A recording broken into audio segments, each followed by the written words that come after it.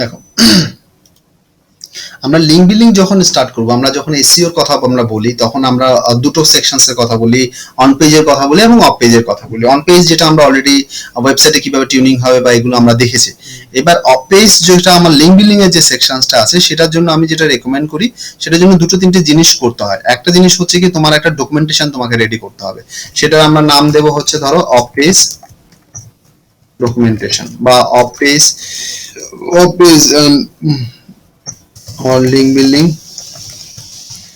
Documentation. এটা একটা documentation আমরা বানিয়ে রাখি দিই, মানে এটা দিস ইজ আ বেস, যেখানে আমার টোটাল রিসোর্সেস, আমরা যে মার্কেটিংটা করব তার রিসোর্সেস গুলো আগে আমরা তৈরি করে নিই। ধরো তুমি কোনো একটা ক্লায়েন্টের কাজ করলে, তখন তোমাকে সেই ক্লায়েন্টের এই ডকুমেন্টেশনটা তোমাকে আগে বানিয়ে নিতে হবে। অথবা তুমি ধরো কোনো একটা কোম্পানির team manager or digital marketing manager, তখন তোমাকে এই জিনিসটা তুমি রেডি করে তোমার টিমকে দিয়ে দেবে। দিস ইজ বেসিক্যালি কি targeted keywords, this is a set of things we can go, this is the information it will supply in the all the channels. তো ওই জিনিসটা তোমার এখানে থাকবে। তো এখানে লিঙ্ক বিল্ডিং ডকুমেন্টেশন আছে আমার এখানে, কি করব,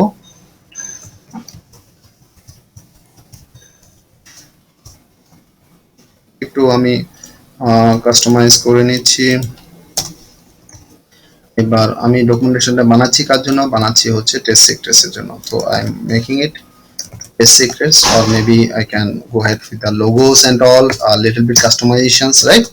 এবার এখানটায় গিয়ে আমরা কি করব, গিয়ে আমরা করছি টার্গেটেড কিওয়ার্ডস।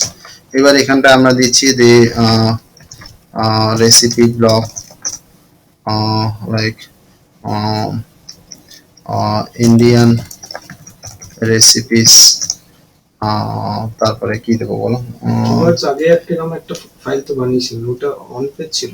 হ্যাঁ, ওটা তো কিওয়ার্ড সিলেকশনস তুমি যেগুলো করেছো, সেই হ্যাঁ রিচার্জ করে সেখান থেকে ধরে নাও যে এরকম তুমি কিছু কিওয়ার্ড নিয়েছো। ওটা যেটা নিয়েছিলে সেটা অন পেজের জন্য তুমি নিয়েছিলে, এটা অফ পেজের জন্য সেম কিওয়ার্ড সেটটাই তুমি এখানে নেবে। ইন্ডিয়ান রেসিপিস এরকম করে তুমি ধরো, লাইক সাম, আরো যদি আমি দিই,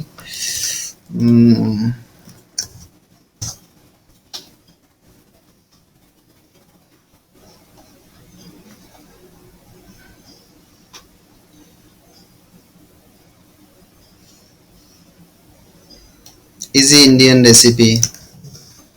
তো এরকম ধরো কিওয়ার্ডস গুলোকে তুমি নিয়েছো তোমার টার্গেট জন্য, যে তুমি এগুলো দিয়ে তোমার সাইটটাকে র‍্যাঙ্ক করাতে চাও, তাহলে এগুলো তোমার টার্গেটেড কিওয়ার্ডস থাকবে। এবার আমার এখানে কি করব, আমরা এটাকে একটু ব্ল্যান্ডিং করি, টাইটেল 1, টাইটেল 2, টাইটেল 3, এভাবে করে আমরা নরমালি এটাকে বানিয়ে দিই। এটা বানানোর উদ্দেশ্য হচ্ছে কি, আমরা আমাদের যখন লিঙ্ক বিল্ডিং আমরা করব, সেখানে বিভিন্ন জায়গায় আমাদেরকে দু তিনটে জিনিস জানতে চাইবে। একটা টাইটেল চাইবে, একটা ডেসক্রিপশন চাইবে, কিওয়ার্ড চাইবে। This is a basic. তো কিওয়ার্ড ইজ দেয়ার। টাইটেল আমরা কি করি, টাইটেলে আমরা এটাকে একটু ফিউজ করি, যে দুটো তিনটে কিওয়ার্ডের সাথে আমরা বেসিক্যালি এটাকে ফিউজ করি। যেমন ধরো রেসিপি ব্লগ আর ইন্ডিয়ান রেসিপি, রাইট? তো এখানটা আমরা করে দিচ্ছি যে ইন্ডিয়ান recipes blog,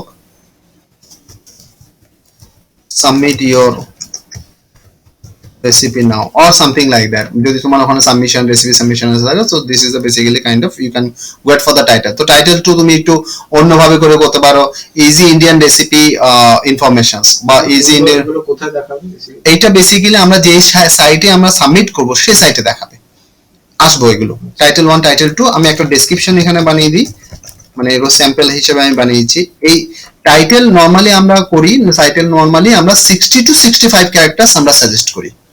যেরকম আমরা ওখানে মেটা ট্যাক্সও আমরা 60 to 65 বলেছিলাম না, যেটা অন পেজ, এখানেও সেম 60 to 65 ক্যারেক্টারস হচ্ছে ম্যাক্স। ডেসক্রিপশনে ওখানেও যা 140 to 160, এখানেও 140 to 160। এখানে আমরা দিয়ে দিলাম leading recipe blogs, offering vegetarian, non-vegetarian,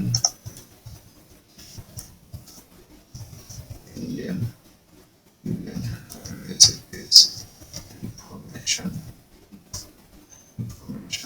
video,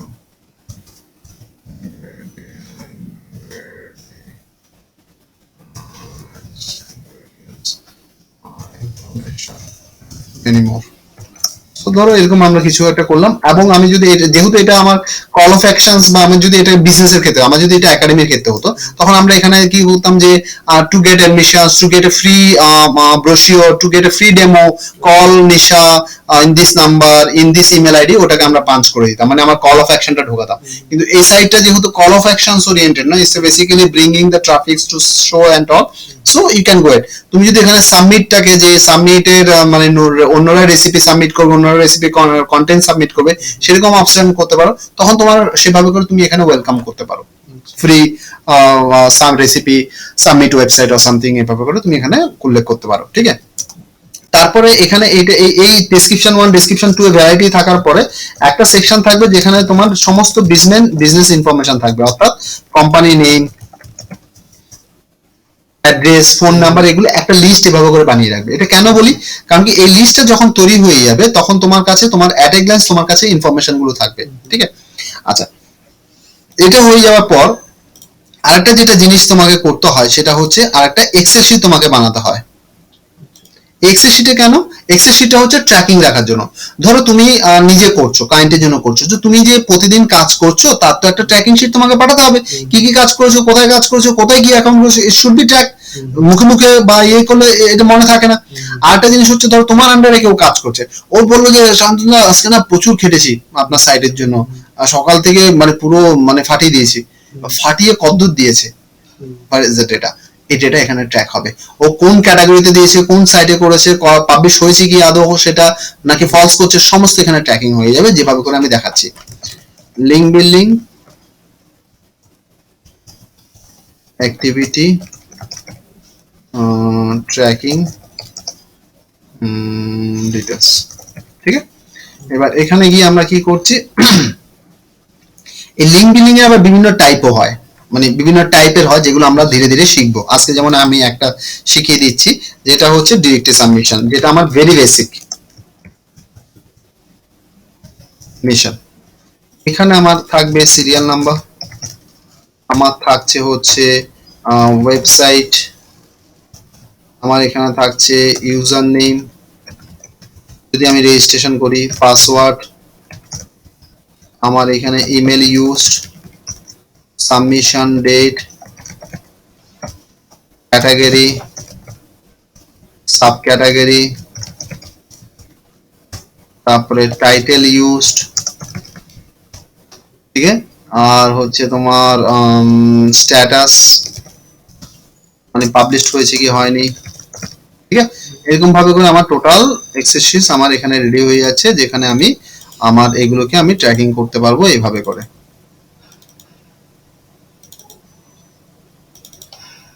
ঠিক আছে।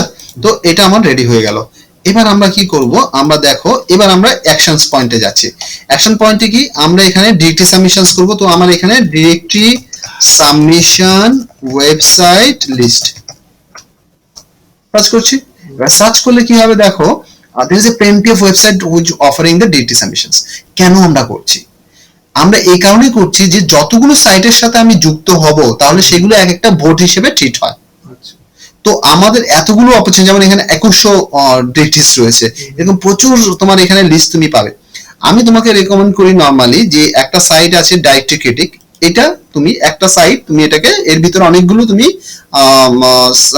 সাইটের ইনফরমেশন এট এ টাইম পেয়ে যাবে, এটা একটা মার্কেট প্লেসের মতো, ঠিক আছে। তো এখানে দেখো এট এ টাইম তুমি অনেকগুলো ডিটেইল ইনফরমেশন তুমি পেয়ে যাচ্ছ, দেখতে পাচ্ছ।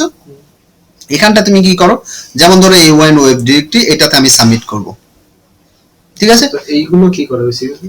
এইগুলো সবগুলো সাইট এরা অ্যাকসেপ্ট করে, মানে বিজনেস ইনফরমেশন তোমার আমার সাইটের মতো অ্যাকসেপ্ট করে, এগুলোকে বলা হয় ডিরেক্টরি, আচ্ছা, ঠিক আছে। ওই যেরকম just dial, exactly, just dial হচ্ছে বিজনেস ডিরেক্টরি, এটা আমরা পরের ক্লাসে আসবো।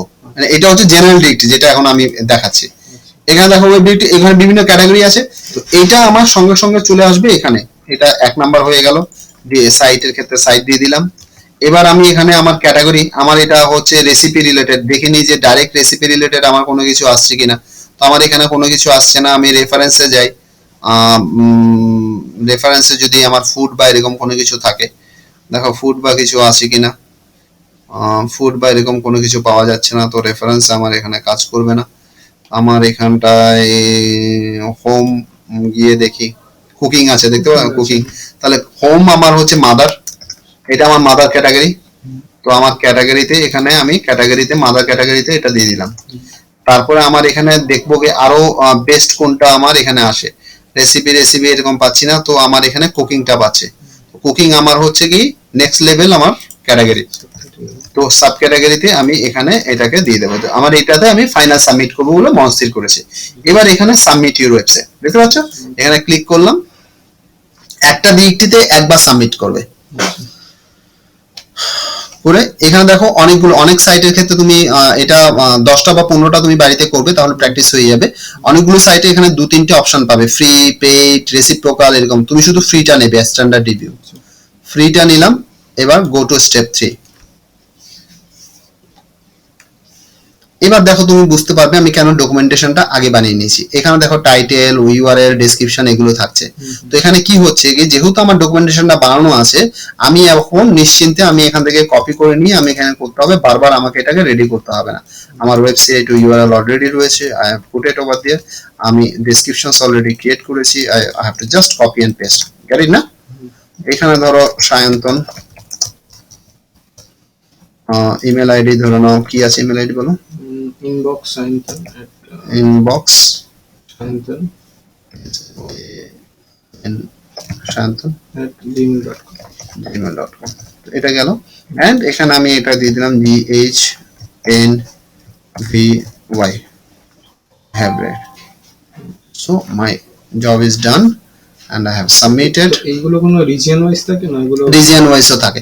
এবার আমার এখানটা পার্টিকুলার এখানে এটা করলাম, এইটা আমার স্ট্যাটাস। এবং টাইটেল কোনটা আমি সাবমিট করেছি, আমি টাইটেল এই ধরনের টাইটেল সাবমিট করেছি। তো আমি এখানটায় এটাকে আমি দিয়ে দেবো। এবার এটা আমার কি হচ্ছে কি, আমি সমস্ত জিনিস আমার কাছে ট্র্যাকিং থাকলো। তো এবার এখানটায় আমার কি হবে কি, আমার বেনিফিট কি, এটার বেনিফিটের কি, আমি কেন আমি সাবমিট করলাম, এই যে যে সাব ক্যাটাগরিটা আমি এখানে করলাম, সেই সাব ক্যাটাগরিতে দেখো অন্যরা অ্যাপ্রুভাল পেয়েছে, আমার মতো যারা আছে তারা দেখো এখানটায় লিংকস পেয়েছে। এবার আমি সাবমিট করলাম। এবার এই ওয়েবমাস্টার আমার সাইটের কন্টেন্টটা দেখে, আমার সাইটের ডিটেইলসটা দেখে সে যদি অ্যাপ্রুভ করে, তবে আমার সাইটটাও এখানে চলে আসবে। যেমন ধরো এখানটায় রয়েছে ধরো এশিয়ান রেসিপি, দেখো এশিয়ান রেসিপি, অল রেসিপি, এদের সাইটটা দেখো এখানটায়, এগুলো সবগুলো সাইট, এদের লিংকসটা এরা এই সাইট থেকে পেয়েছে। তো ইটস ট্রিট অ্যাজ এ কি this sites give a vote for this site. So এটা এসইও তে হেল্প করে, র‍্যাঙ্কিং এ হেল্প করে। তো আমরা কেন সাবমিট করলাম, আমাদের উদ্দেশ্য হচ্ছে কি এই সাইটগুলোর মতো আমার সাইটও এখানে লিস্ট করুক, যাতে করে আমার অডিয়েন্সরাও এখান থেকে বেসিক্যালি ইনফর্ম, বা এদের অডিয়েন্সরাও আমার বিজনেস সম্পর্কে জানতে পারে। Got my point? তো এটাই আমাদের একজন লিঙ্ক বিল্ডারের কাজ হয়, যে অ্যাজ মেনি থিংস এখানে এটা করা। এইটা আমরা সাবমিট করে যাই। এবার এটা রেকারিং কিছু কিছু সাইটে 1 সপ্তাহ, কিছু কিছু সাইটে 1 মাস, কিছু কিছু সাইটে 3 মাস, কিছু কিছু সাইটে 1 বছরও টাইম নেয় রিভিউ করে তোমার ফাইনাল ডিসিশন নিতে।